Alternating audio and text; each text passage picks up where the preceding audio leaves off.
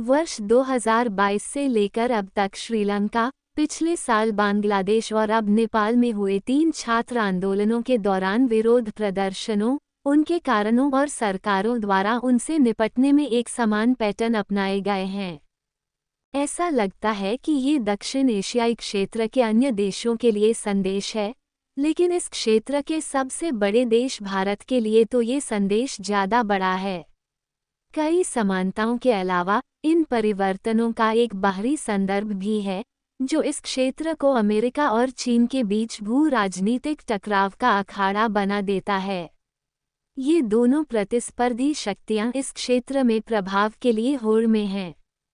सभी आंदोलन युवाओं की प्रतिक्रिया से हो रहे हैं, जो नौकरियों व विकास के अवसरों की कमी, बढ़ती कीमतों, भ्रष्टाचार और कुशासन से निराश थे।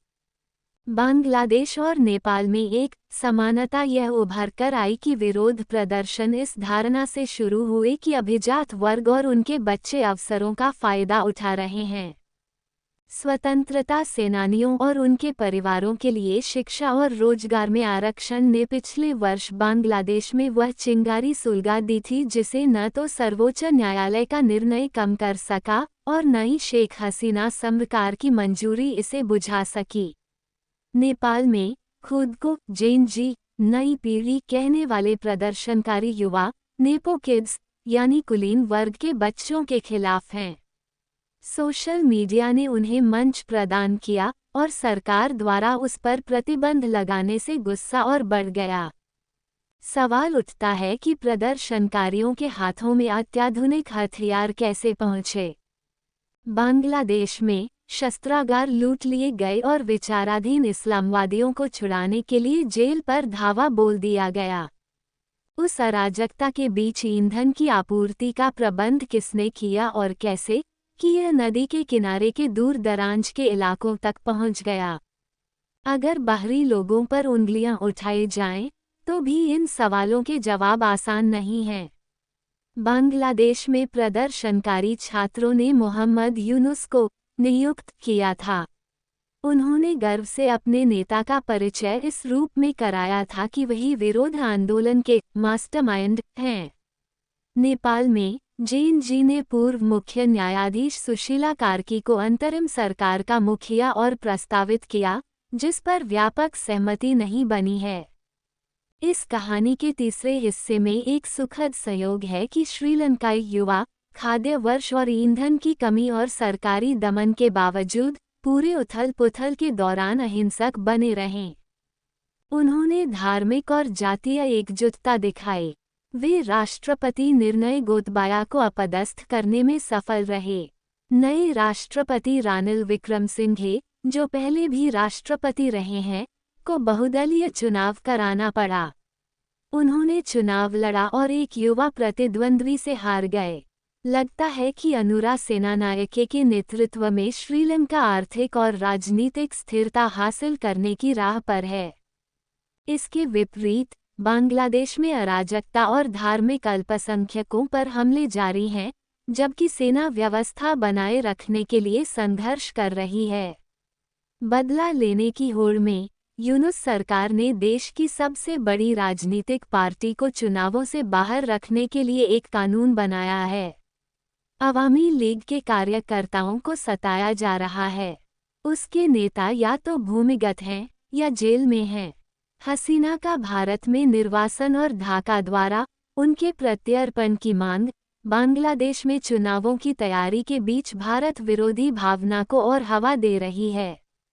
नेपाल की घटनाओं से चीन को भी उतनी ही चिंता होनी चाहिए जितनी भारत को। लंबे समय से दोनों के बीच बफर माना जाने वाला ये हिमालयी राष्ट्र अराजकता के कगार पर खड़ा है। राजनीतिक गतिरोध, गहरी सामाजिक दरारें और विदेशी प्रभाव का साया एक तूफान में तब्दील हो गया है। ये भारत के लिए तो बुरा संकेत है ही, चीन के लिए ये और भी बुरा होगा यदि नेपाल के विभिन्न विचारधाराओं वाले झगड़ालू कम्युनिस्टों को ग्रहण लग जाए। ये स्पष्ट नहीं है कि नेपाली आंदोलनकारी क्या चाहते हैं। बीजिंग समर्थक माने जाने वाले प्रधानमंत्री केपी शर्मा ओली को पद छोड़ना पड़ा।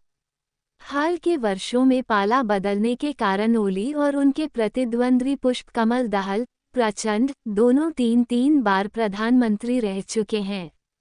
अपने क्रांतिकारी अतीत को पीछे छोड़ते हुए कम्युनिस्टों ने कथित लोकतंत्रवादियों और यहाँ तक कि राजशाही की वापसी की पक्षधर ताकतों के साथ भी गठजोड़ किया।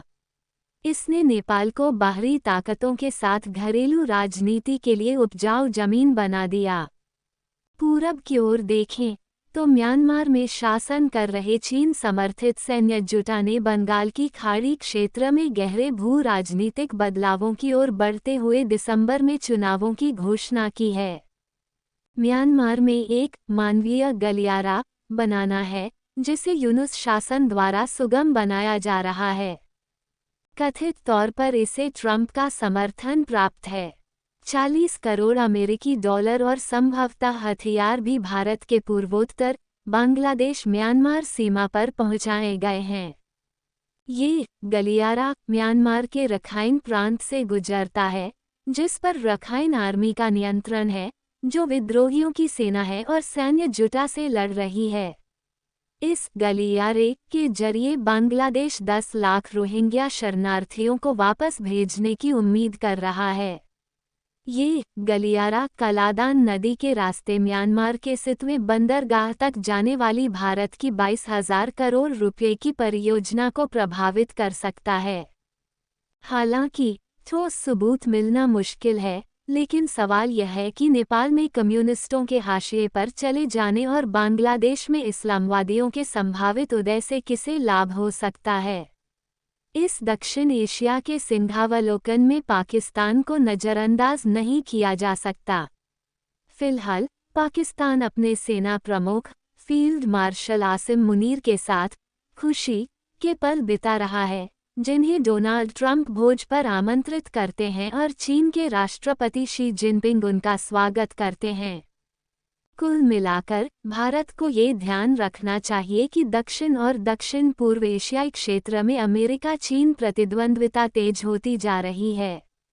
बांग्लादेश के साथ 4,300 किलोमीटर और नेपाल के साथ 1,700 किलोमीटर से ज़्यादा लंबी छिद्रपूर्ण सीमाओं और दोनों ओर के समुदायों को जोड़ने वाले गहरे सांस्कृतिक और पारिवारिक संबंधों के कारण अस्थिरता सिर्फ वहीं तक सीमित नहीं रहेगी।